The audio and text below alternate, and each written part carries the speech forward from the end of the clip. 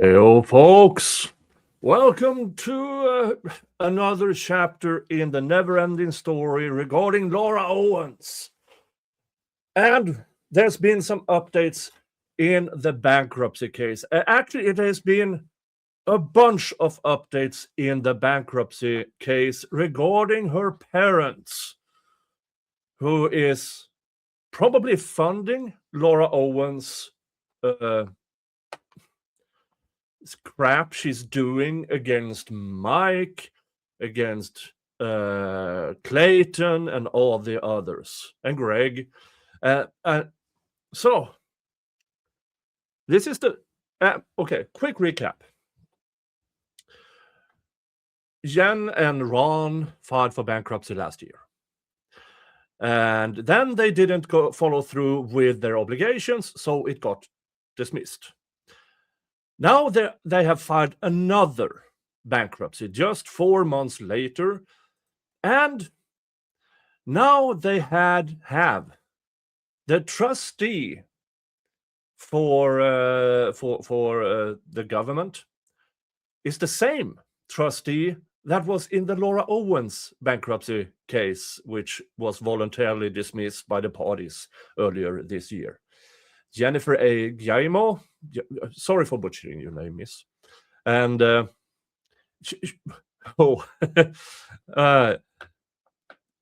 she's scary. Because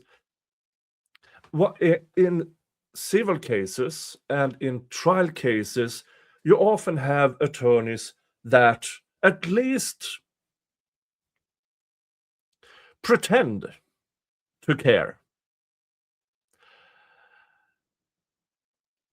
Miss Guillemot only cares about the facts. Just the facts. So yeah, hello folks, welcome to the show. I am Nick Santalos, and this is going to be a series. Welcome to the show.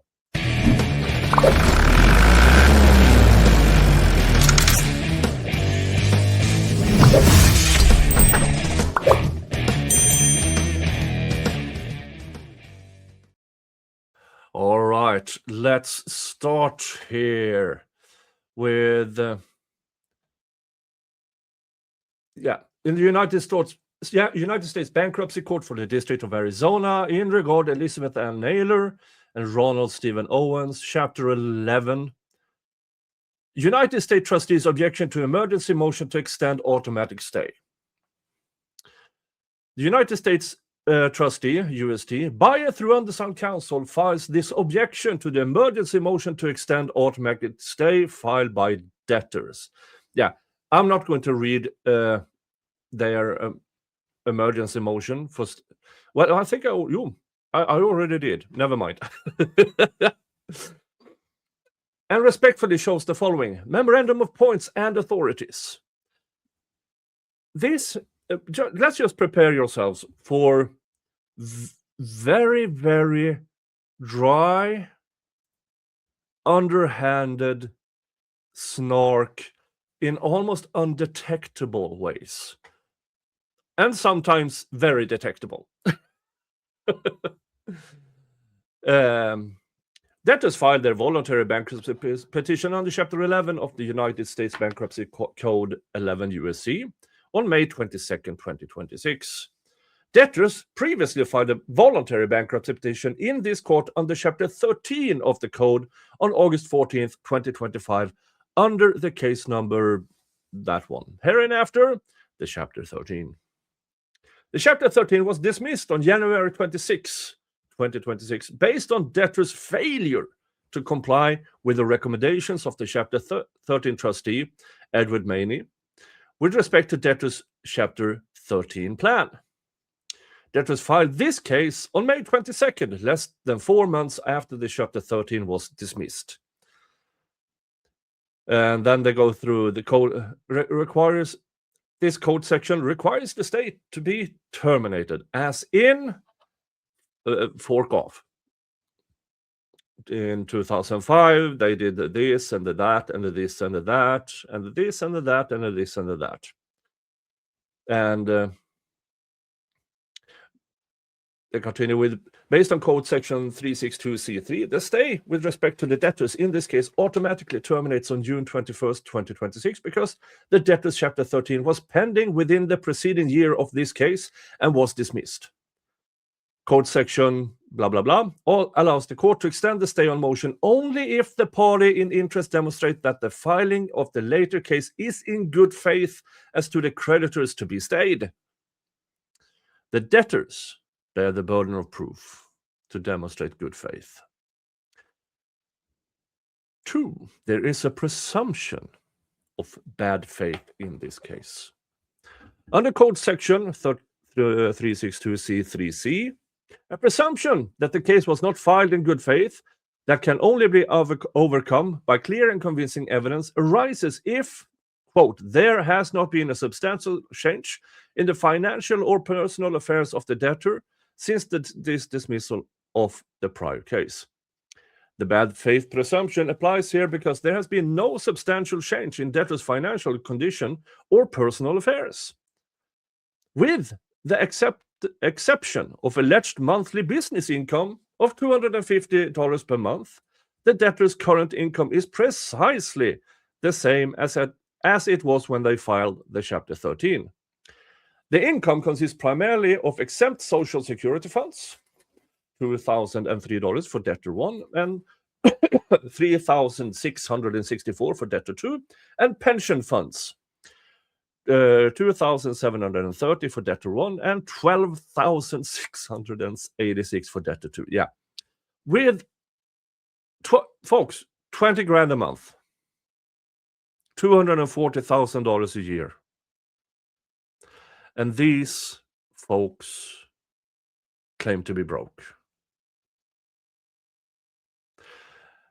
You have people out there surviving on that $20,000 per year.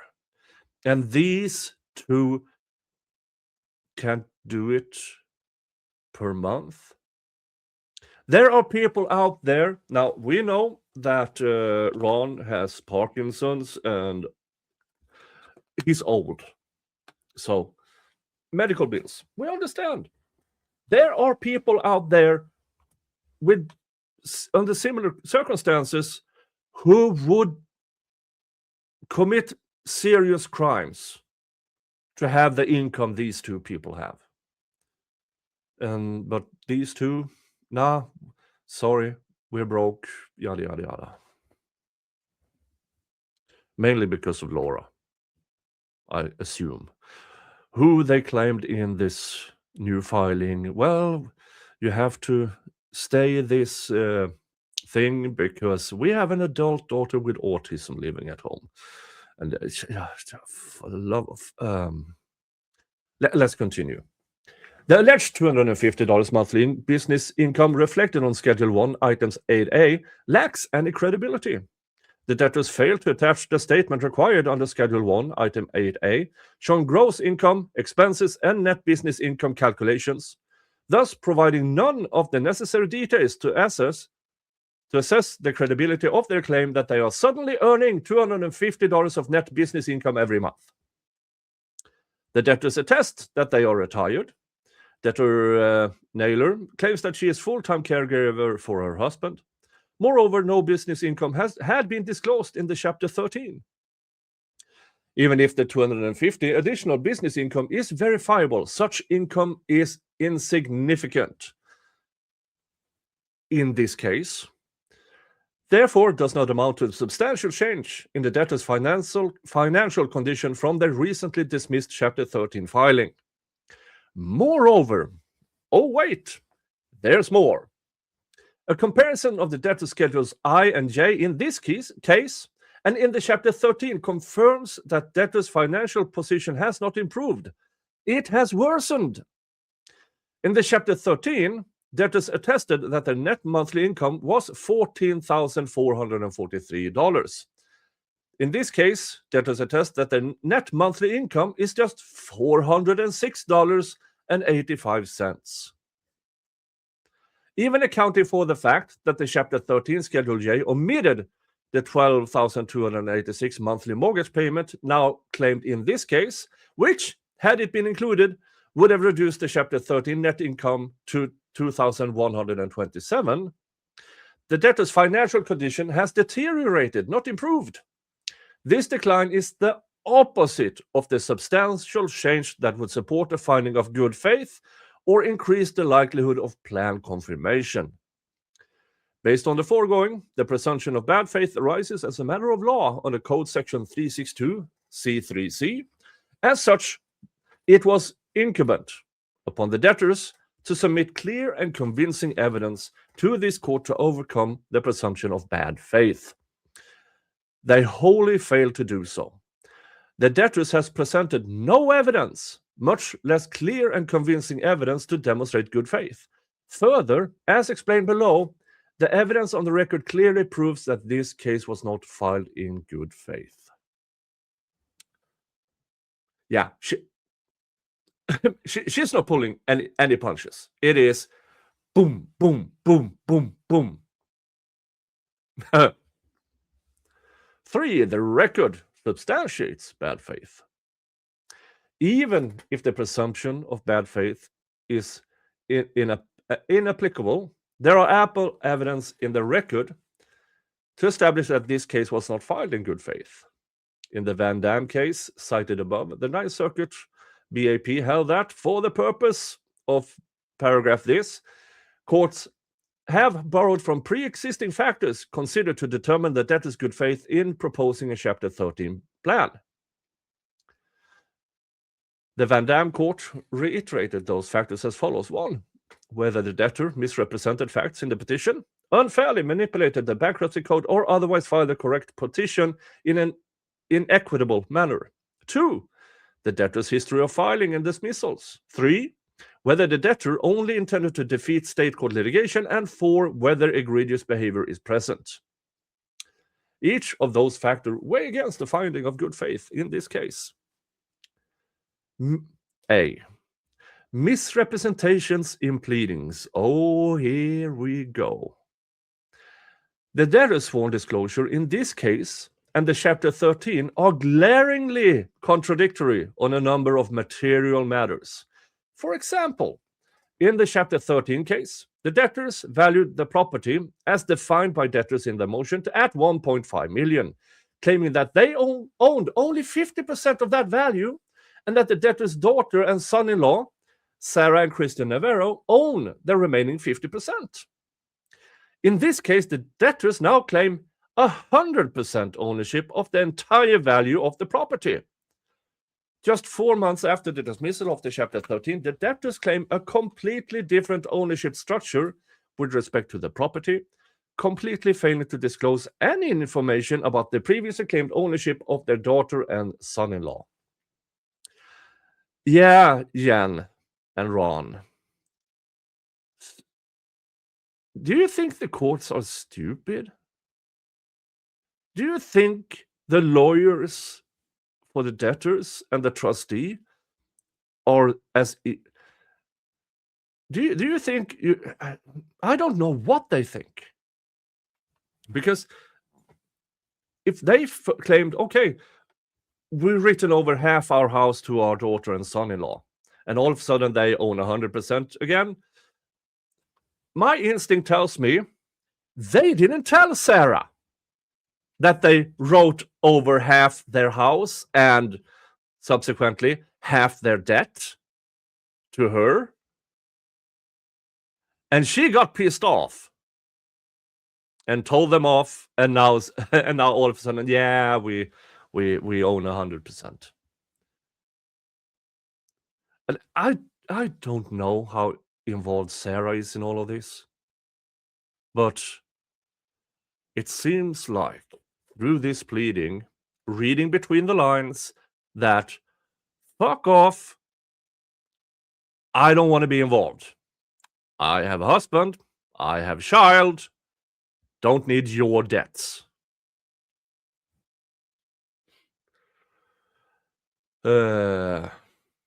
Despite failing to disclose the ownership interest, if any, of Sarah and Christian on Schedule A in this case, the debtors claim on Schedule H that Sarah and Christian Navarro are co-debtors on their home mortgage obligation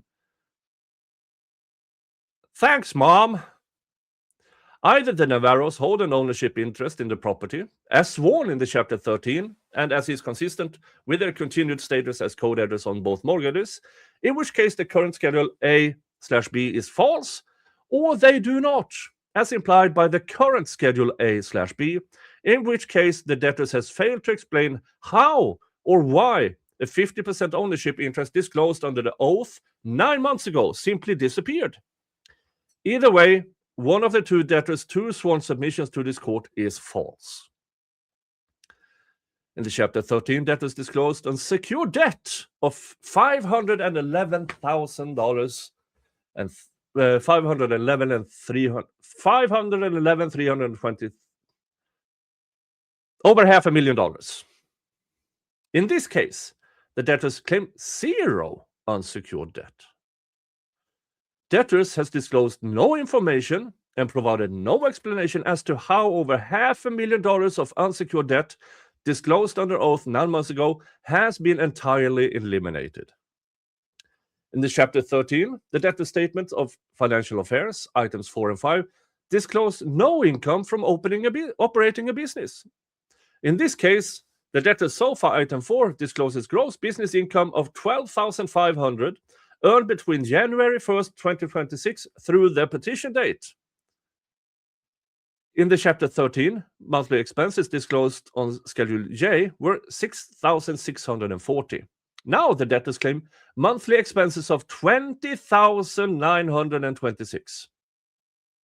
Even assuming the Chapter 13 Schedule J had disclosed mortgage payments of $12,296 per month, the total expenses disclosed in Chapter 13 would be $18,926. That is still $2,000 less than the expenses currently claimed by the debtors.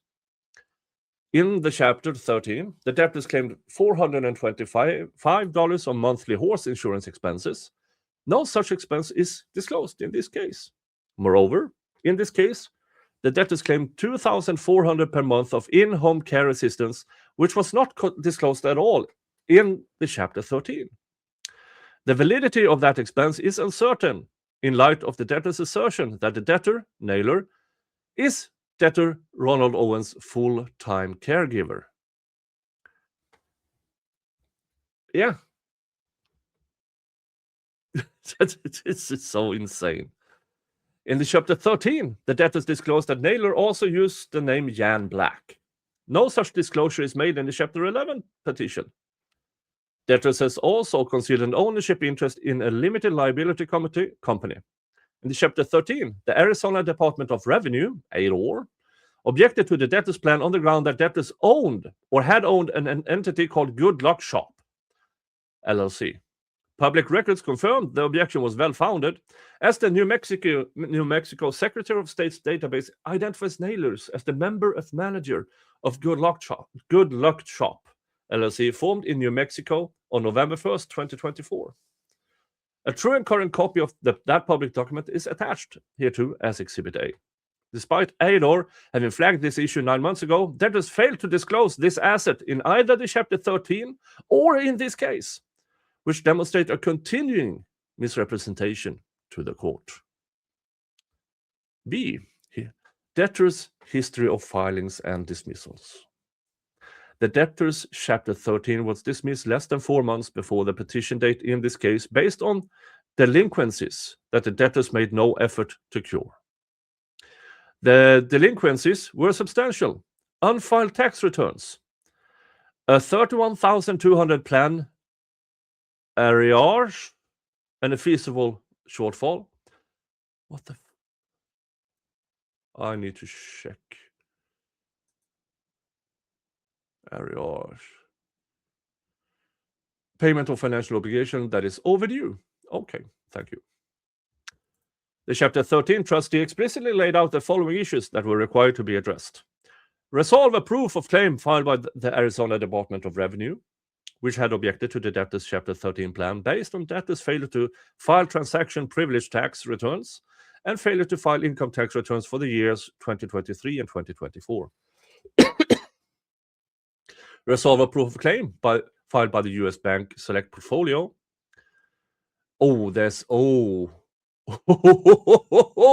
File Arizona income tax returns, produce to the Chapter 13 trustee copies of bank statements, cure delinquent plan payments, produce to the Chapter 13 trustee copies of signed and completed federal tax returns, provide plan payment for feasible in light of the facts that debtors Chapter 13 Schedules 1 and I and J reveal disposable income of 14.5, whereas the Chapter 13 plan payments were 15.6 per month. Produce documentation proving that the value of the debtors disclosed business interest in Quartered Farms LLC, Nobody Told Me LLC, and Lismax Investments LLC was 0. And explain the inconsistency between the debtors' disclosure on Schedule B that they own multiple horses, despite there being no disclosure of tack or trailers. Also explain why debtors' schedule disclosed no vehicle ownership or leasing. Interesting. Yeah, so we have an entire new company. What was the name of that?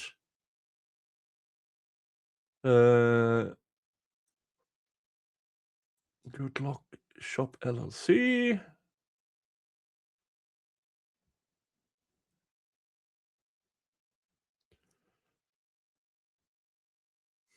New Mexico.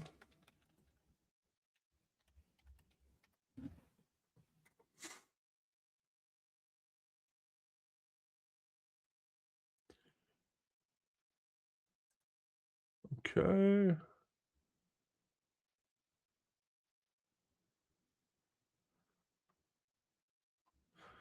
Folks, I will try to find that on a later date.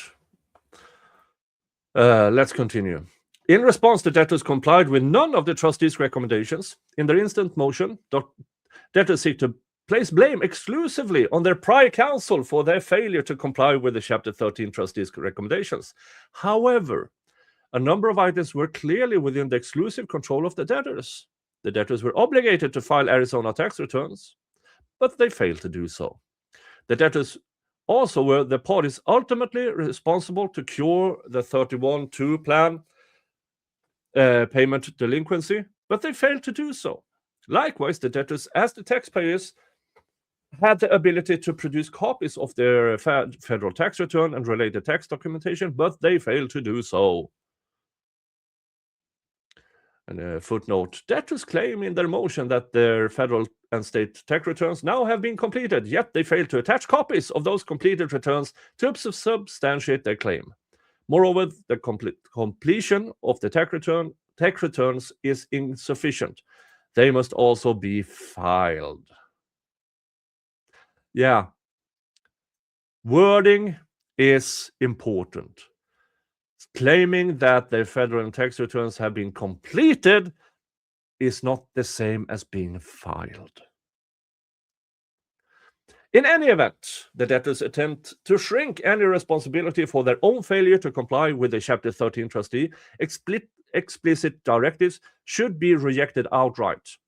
The debtors made no attempt to bring their concerns about their attorney to the courts or the Chapter 13 trustee's attention, and there was no attempt to seek reconsideration on the court's dismissal order.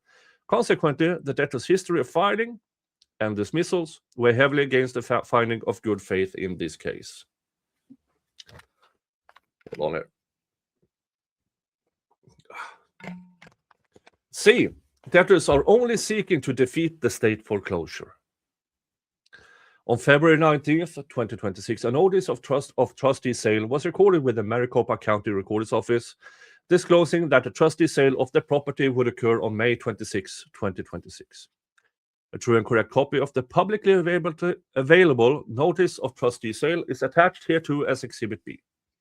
The debtors filed this case just 4 days before the scheduled sale. Debtors essentially admit that this case was filed for the sole purpose of halting the trustee sale of the property. Debtors admit that if their motion is denied and the trustee sale proceeds, it, quote, permanently terminates this reorganization.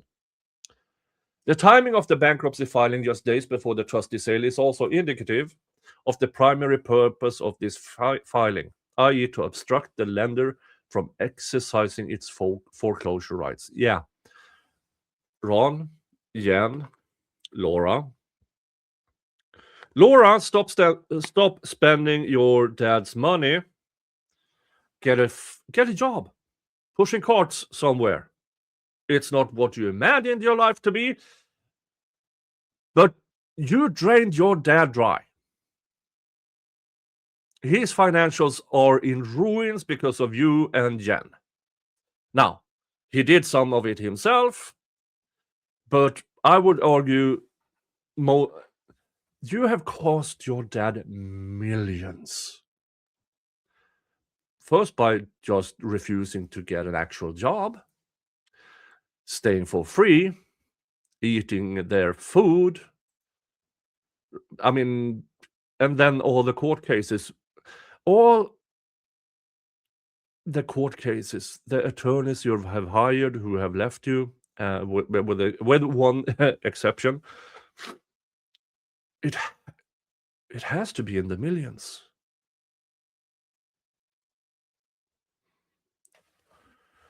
Maybe one day we will see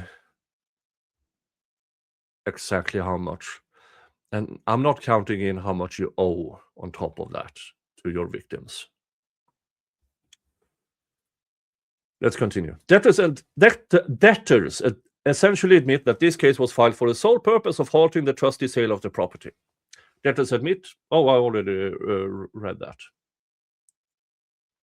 Notably, the debtors acknowledged that in April 2025, their mortgage arrears was only $24,000.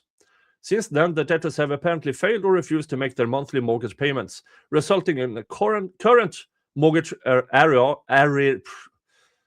in excess. They are owed over close to $200,000 on their mortgage payments alone.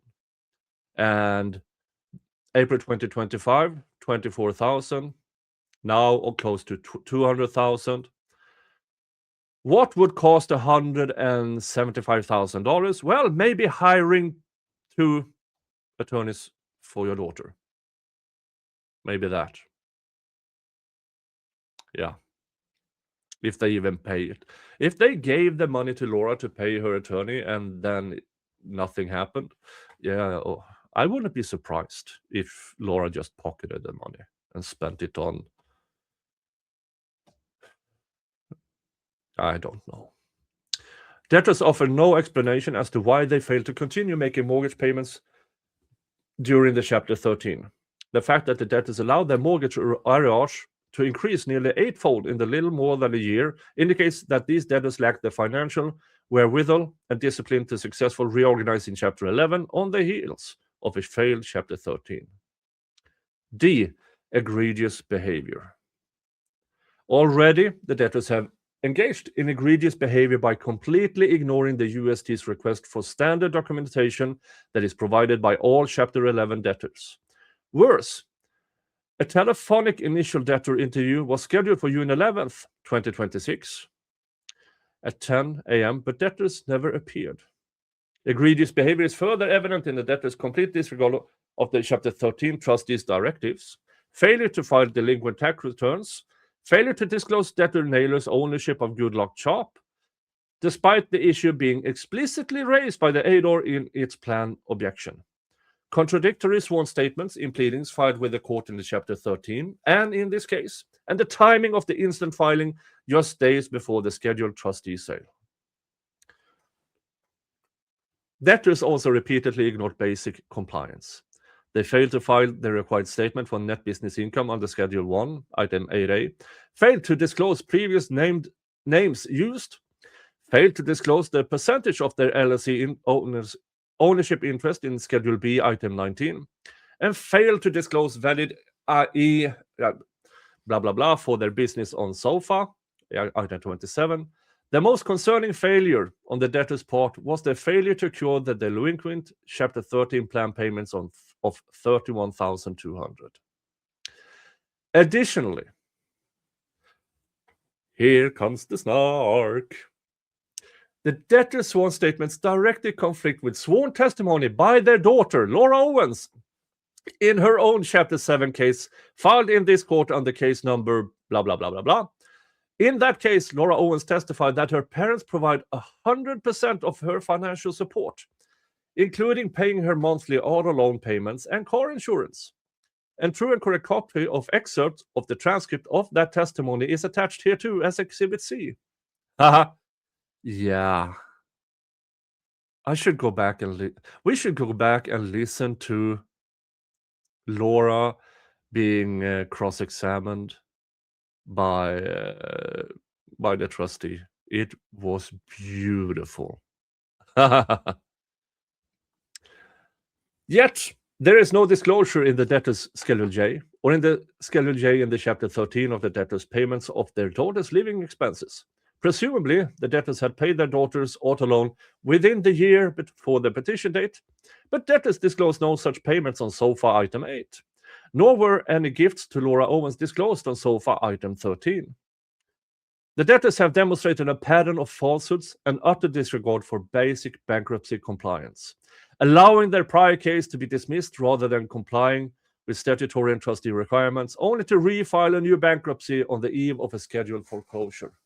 Where, as here, a debtor with no demonstrated ability to fund the plan files or refiles immediately before a foreclosure sale, courts have consistently found that the filing only practical effect and purpose is to invoke the automatic stay to delay the secured creditor's exercise of its state law remedies. Oh, Laura Owens, Chapter 7. Yeah, this we've gone through Laura Owens' own. That was voluntarily dismissed by both party agreement May 14th of this year, with the clause that Laura can't refile in a year. Code section blah blah blah was enacted under the express heading discouraging bad faith repeat filings and was specifically intended to curb the precise pattern of conduct present here. A repeat filer, of whose purpose is to obtain successive automatic stays to forestall a creditor's legitimate collection and foreclosure remedies, is not seeking fresh start or orderly organization. They are only seeking delay. Conclusion. The fundamental purpose of Chapter 11 is to permit a debtor with a viable business or income stream to reorganize its affairs for the benefit of creditors. Here, the debtor's only substantial asset is the property, as to which they owe of close to $200,000.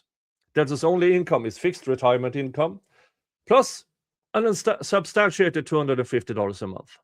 Their secured debt against the property exceeds $1.9 million, with a value of just $1.5 million, and is increasing.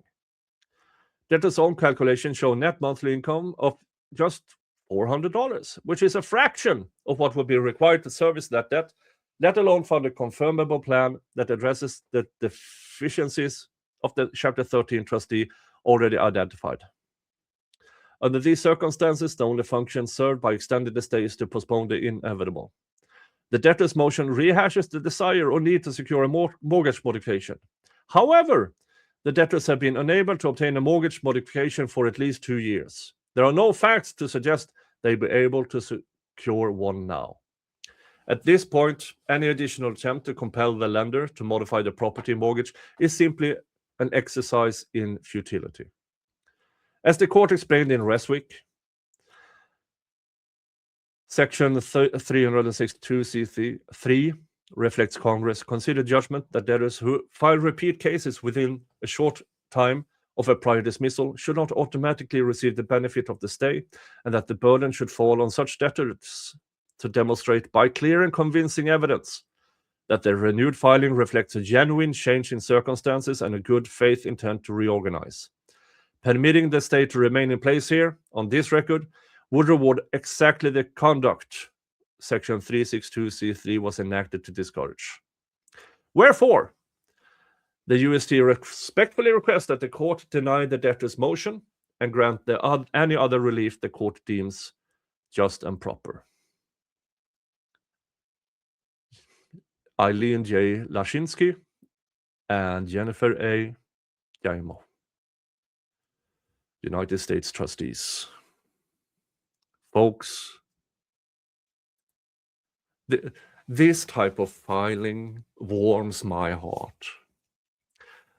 I love documents. I love good filings. It's it's not what I do on a daily basis, but I have to read through a lot of documents doing labor and employment law. This is so well written. This is so well written. Now, we do have, I mean, you have orders, proposed orders, the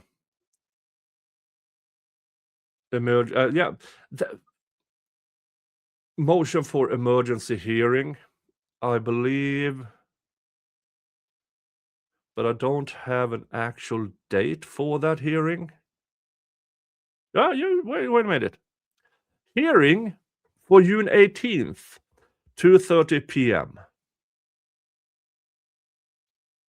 Now, that would be on Thursday, as of this recording.